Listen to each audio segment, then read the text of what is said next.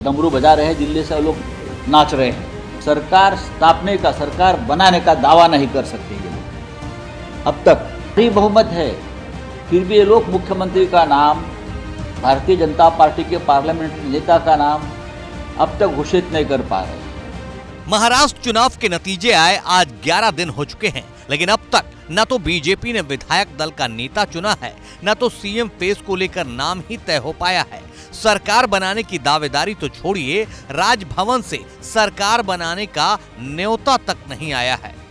महाराष्ट्र के मौजूदा सियासी संकट ने विरोधियों को मौका दे दिया है और उद्धव गुट के नेता संजय राउत तो नतीजों के बाद से ही न सिर्फ बीजेपी बल्कि समूचे महायुति पर हमलावर हैं। मंगलवार को भी राउत ने हमला करते करते डमरू का जिक्र कर दिया। बोले, दिल्ली से डमरू बज रहा है, यहाँ महाराष्ट्र में सब नाच रहे हैं। वो जो आंख उठाकर देख रहे हैं ना, ये सब दिल्ली का खेल है। अजित पवार भी दिल्ली में मौजूद है। अरे ये सब दिल्ली, महाराष्ट्र में जो एक चल रही है मरकट लीला, वो सब दिल्ली चला रही है। डमरू बजा रहे हैं, दिल्ली से लोग नाच रहे हैं।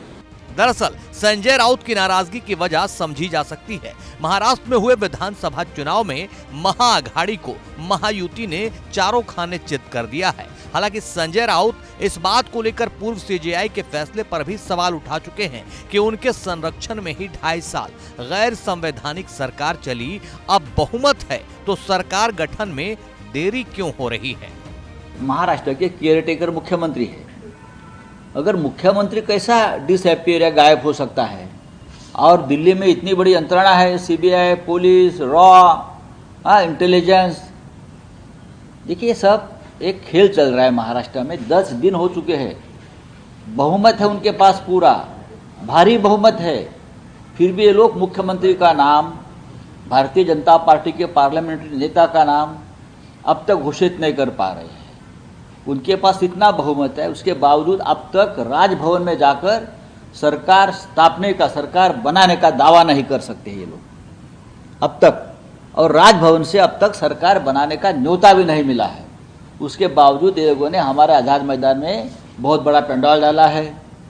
किसके आदेश से डाला है? राजभवन ने अब तक आपको बुलाया नहीं है सरकार बनाने के लिए, अब तक मुख्यमंत्री का नाम तय नहीं है।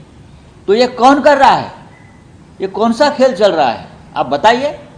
संजय राउत के सियासी हमलों के बीच खबर ये है कि कार्यवाहक मुख्यमंत्री एकनाथ शिंदे मंगलवार को अचानक ठाणे के जुपिटर अस्पताल पहुंचे तो चर्चाओं का बाजार गर्म हो गया।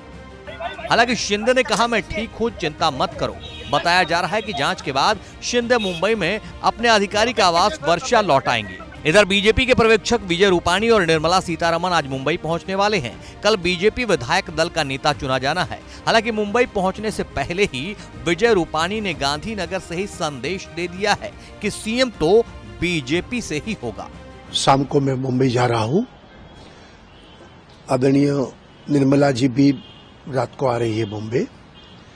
कल सुबह 11 बजे हमारे सभी विधायक दल की बैठक है और वहां हम लोग चर्चा विचारणा करेंगे और उसके बाद सर्वसम्मति से नेता की चुनाव होगी और उसका नाम हाईकमांड को बताएंगे, फिर घोषित करेंगे। तो सबसे बड़ी पार्टी भारतीय जनता पार्टी बनी है। दूसरा, शिंदे जी ने ही स्टेटमेंट दिया था कि भाजपा के सीएम बने तो मुझे कोई तकलीफ नहीं है। तो मुझे लगता है, मेरी बात नहीं हुई लेकिन मुझे लगता है कि इस बार बारी भाजपा के सीएम बनने की होगी, ऐसी संभावना है।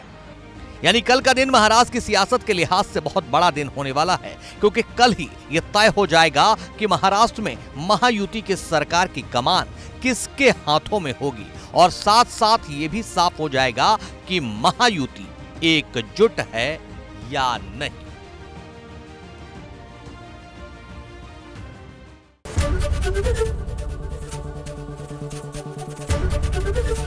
एबीपी गंगा, खबर आपकी, जुबान आपकी।